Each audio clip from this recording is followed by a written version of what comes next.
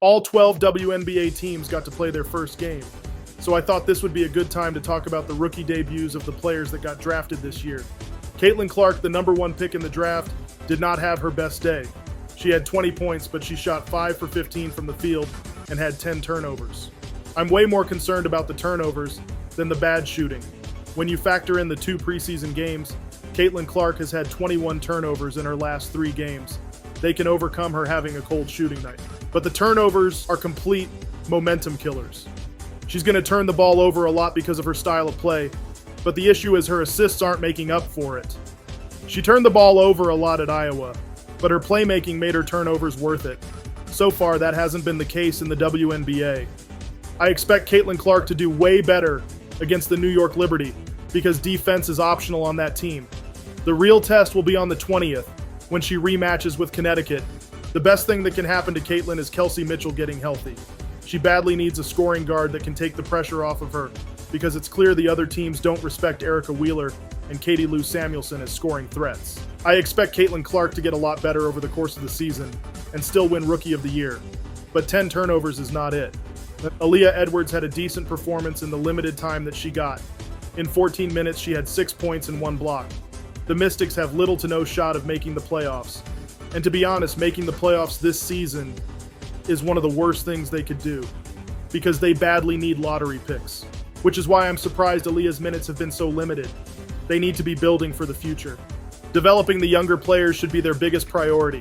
Alyssa Peely only played 10 minutes and was not able to contribute too much. She had a few good defensive possessions here and there, but she only attempted 1 shot and secured 1 rebound. We will see what happens in the next few games. Angel Reese struggled on both ends against the Dallas Wings. Angel Reese shot 5 for 14 from the field. This is a game where having Cardoso would have helped a lot.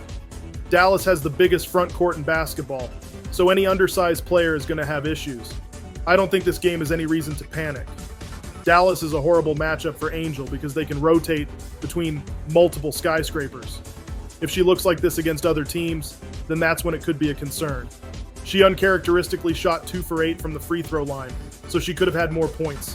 I don't expect her to shoot that bad from the line again. She also had 8 rebounds. If this game showed anything, it's that Angel Reese needs an outside jump shot. She will occasionally score without one, but it's an unnecessary hindrance. I think where Angel will be most effective her rookie season is defending, drawing fouls, and rebounding. And we saw some of that in the Dallas game. I really liked what I saw from JC Sheldon. She only scored 2 points, but she was great defensively. She was picking up her opponents from full court just like her Ohio State days, and had 2 blocks and 1 steal in only 9 minutes of playing time. Seeing JC play makes me even more annoyed that they got rid of Veronica Burton. Once JC's scoring translates, that would have been a nightmarish second unit, especially on the defensive end. Cameron Brink by far had the best rookie debut, and I don't think it's really close. She scored 11 points, had 4 assists and 2 blocks. But what sticks out to me is that she shot 66% from the field and only had 1 turnover in only 20 minutes of play. An all-around game Cameron had is way more valuable than scoring a bunch of points on horrible efficiency. The only negative was Cameron's 5 fouls. Most of them were lazy fouls that were not worth the risk. She had a plus-minus of 8, which was the highest on the team. The sparks are so much better when she's on the floor, so she needs to make sure she can stay out there. In only 1 game, Cameron Brink proved she can basically do everything on the WNBA level. That's a scary thought. I'm not a fan of Rickea Jackson and Cameron Brink's minutes being staggered. It seems like Rickea Jackson only comes in when Cameron Brink gets in foul trouble, which seems very strange to me.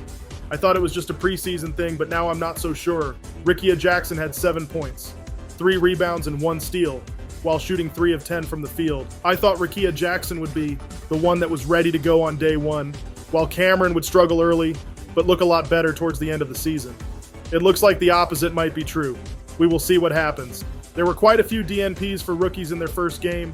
Some of them made sense, others not so much. Kate Martin and Deasia Fair did not play in the season opener.